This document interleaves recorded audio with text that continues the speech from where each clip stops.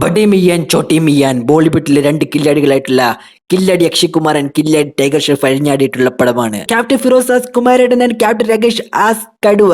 പടം തുടങ്ങുന്നത് തന്നെ ഇന്ത്യയിലെ ഒരു അണ്ടർ കവർ ഓപ്പറേഷൻ കാണിച്ചുകൊണ്ടാണ്. അതിന്റെ ഇടയ്ക്ക് മാസ്ക് വെച്ച് ഒരുത്തം വന്നിട്ട് കൊണയടിച്ച് അരമണിക്കൂർ അങ്ങനെ പോയി കിട്ടി. പുള്ളിക്കാരൻ വന്നപ്പോ തൊട്ട് പറയുന്നത് പ്രളയത്തെ പറ്റിയാണ് ഗൈസ്. പ്രളയം, അടുത്ത നിമിഷം പ്രളയം ഉണ്ടാകും. ഈ മാസ്കിന്റെ പിന്നെ ആരാണെന്ന് അറിയാവോ? ഞാൻ ഇപ്പൊ പറയില്ല, വേണമെങ്കിൽ ഒരു ക്ലൂ തരാം. എന്നിട്ട് അയാൾ ഇന്ത്യൻ മിലിറ്ററി വിളിച്ചിട്ട് പറയുകയാണ്, നിന്റെയൊക്കെ രഹസ്യം ഞാൻ പെട്ടിയിലാക്കി കൊണ്ടുപോവുകയാണ്, ഒരു യുദ്ധത്തിന് തയ്യാറായിക്കോ എന്ന്. ഇന്ത്യൻ ആർമിയുടെ ഓഫീസുണ്ട് ഗൈസ്. ഇതെന്താണ്, പള്ളി പെരുന്നാളോ? ആമസോണിൽ 350 കിട്ടുന്ന LED ആയിട്ട് മുഴുവൻ അവിടെ കത്തിച്ചു വെച്ചിട്ടുണ്ട്. ഇതേ സമയം തന്നെ ഇന്ത്യൻ ആർമിയുടെ ഓഫീസിൽ വളരെ ഭയങ്കരമായിട്ടുള്ള ഡിസ്കഷൻ നടത്തുകയാണ്. ഇവൻ സാധാരണ വില്ലനല്ല, ഭയങ്കര വില്ലനാണ്. ഇവനെ നേരിടാൻ നമുക്ക് 2 ശക്തികളെ ആവശ്യമുണ്ട്. അതേ ഗൈസ്, കൊച്ചു കില്ലാടി ആൻഡ് വലിയ കില്ലാടി, ആ 2 ശക്തികൾ ഇവരാണ്. ഇവരിപ്പോൾ സസ്പെൻഷനിലാണ്. പിന്നീട് അവിടെ നടക്കുന്നത് മൗണ്ടൻ ഡ്യൂവിന്റെ പരസ്യമാണ്. മൗണ്ടൻ ഡ്യൂ അടുത്തതായി ഇവിടെ കാണിക്കുന്നത് അവര് സസ്പെൻഷൻ ആകാനുള്ള കാരണമാണ് ഗൈസ്. വലിയൊരു ഹെലികോപ്റ്ററിൽ 2 കുതിരകളുമായിട്ട് കില്ലാടികൾ തദറുസ്തിന്റെ കോട്ടയിലേക്ക് പോവുകയാണ്. അങ്ങനെ അസാസിൻ ക്രീഡിന്റെ കോസ്റ്റ്യൂം ഒക്കെ ആയിട്ട് 2 പേര് തകർത്ത് കിടന്ന് കൊണ കാണിക്കുവാണ്. അങ്ങനെ കുറെ എണ്ണത്തേക്ക് കൊന്നും കില്ലാടികൾ 2 മാസ് BGM ഒക്കെ ഇട്ടൊരു വരവുണ്ട്. അങ്ങനെയാണ് കില്ലാടികൾക്ക് ബഡേ മിയാൻ എന്നും ചോട്ടെ മിയാൻ എന്നും പേര് കിട്ടുന്നത്. കുമാരേട്ടന്റെ ചക്രമിഷ കാണിക്കാനും കടുവണ്ണന്റെ ഷർട്ട് വരുന്നത് കാണിക്കാനും വേണ്ടി വെറുതെ ഒരു ഇൻട്രോ സോങ് അവിടെ വയ്ക്കുന്നു.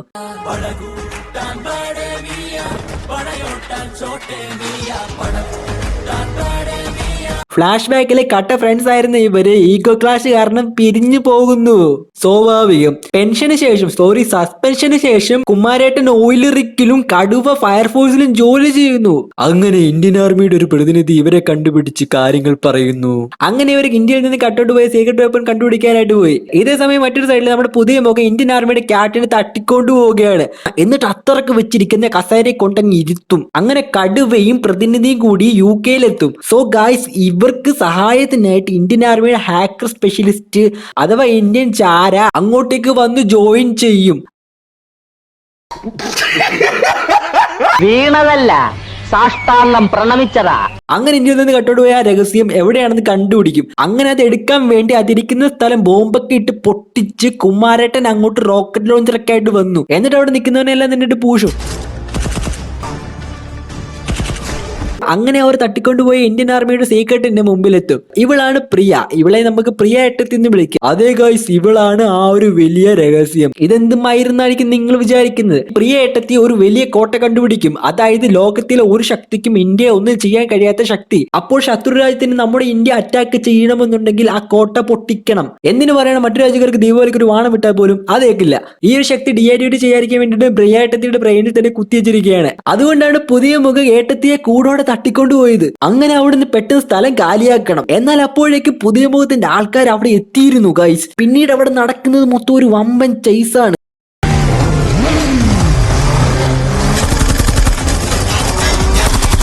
കുമാരേട്ടനാണെങ്കിൽ ബൈക്ക് വെച്ച് സ്റ്റണ്ടും കാര്യങ്ങളൊക്കെ കാണിക്കുന്നുണ്ട്. വില്ലന്മാരുടെ ഹെലികോപ്റ്റർ ബൈക്ക് വെച്ച് എറിഞ്ഞു വീഴ്ത്തുന്നതും കാണാൻ കില്ലാടി.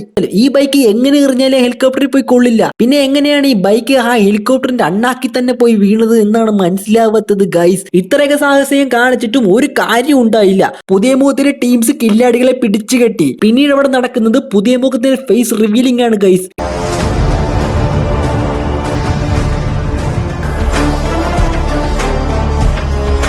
ഇതെന്താണ് സംഭവം എന്ന് വെച്ചാൽ, ഇന്ത്യൻ മിലിറ്ററിയുടെ ഒരു സയന്റിസ്റ്റ് ആണ് നമ്മുടെ രാജുവേട്ടൻ. കുമാരേട്ടനും കടുവയും പുതിയ മുഖമൊക്കെ ഭയങ്കര ഫ്രണ്ട്സ് ആയിരുന്നു. അത് കാണിക്കാൻ വേണ്ടിയിട്ട് വീണ്ടും ഒരു കൊണച്ച ഡാൻസ്.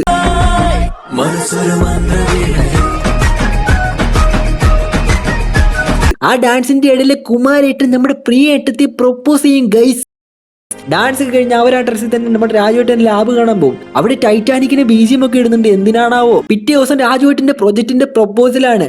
ക്ലോണിംഗ് എന്നാണ് ഇവരുടെ പ്രോജക്റ്റിന്റെ പേര്. ക്ലോൺ ചെയ്ത് സോൾജേഴ്സിനെ ഇറക്കി വിടുക എന്നതാണ് ഇവരുടെ പ്ലാൻ. പക്ഷെ ഓഫീസർമാർ പറയുന്നത് അതുപോലെ അനുസരിക്കുന്ന ക്ലോൺ എന്ന് പറഞ്ഞപ്പോഴേക്കും അവർക്ക് നോട്ട് ഓക്കെ ആണെന്ന്. ഇന്ത്യൻ മിലിറ്ററിയുടെ ക്യാപ്റ്റൻ അതിന് അനുമതി കൊടുത്തില്ല. സാമാന്യ ബോധമില്ലാത്ത ക്ലോണുകളൊക്കെ ഉണ്ടാക്കി വിട്ടു കഴിഞ്ഞാൽ നമ്മുടെ ഭൂമി തന്നെ ഉണ്ടാവില്ല എന്നൊക്കെയാണ് പറയുന്നത്. ആ ഒരു പ്രോജക്റ്റ് സ്റ്റോപ്പ് ചെയ്യാൻ വേണ്ടി നിർദ്ദേശിക്കുകയും ചെയ്തു. പിന്നീട് അവിടെ നടക്കുന്നത് കില്ലാടിയും കടുവയും കൂടി രാജുവേട്ടൻ ലാബ് തകർക്കുന്നതാണ്. അങ്ങനെ കില്ലാടികൾ 2 പേരും കൂടി രാജുവേട്ടന്റെ ലാബൊക്കെ അടിച്ച് തകർക്കും. അങ്ങനെ കുമാരേട്ടനും കടുവയും നമ്മുടെ രാജുവേട്ടനെ വെടിവെച്ചു കൊല്ലുന്നു.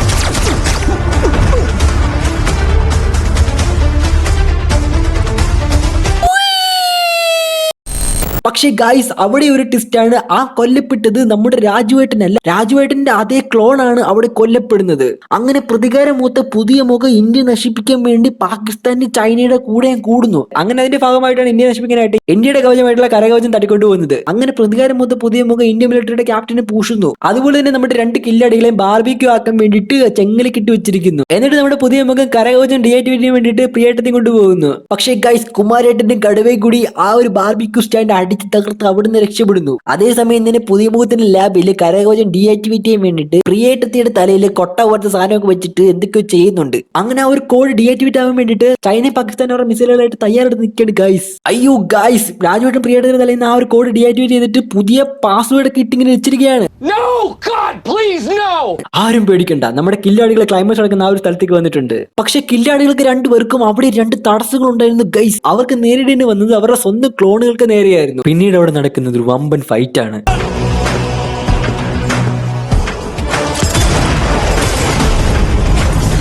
ക്ലോണുകള് കുമാരേട്ടനെയും കടുവയും എടുത്തിട്ടൊക്കെ പെരുമാറുകയാണ് ഗൈസ്.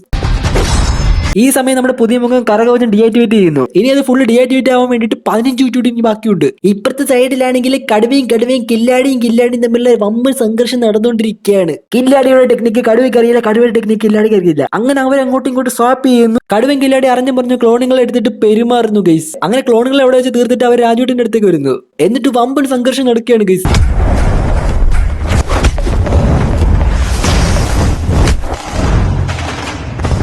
അവസാനം നമ്മുടെ രാജുവേട്ടൻ അവിടെ ഷോക്കടിച്ച് മരിക്കുകയാണ് ഗൈസ്.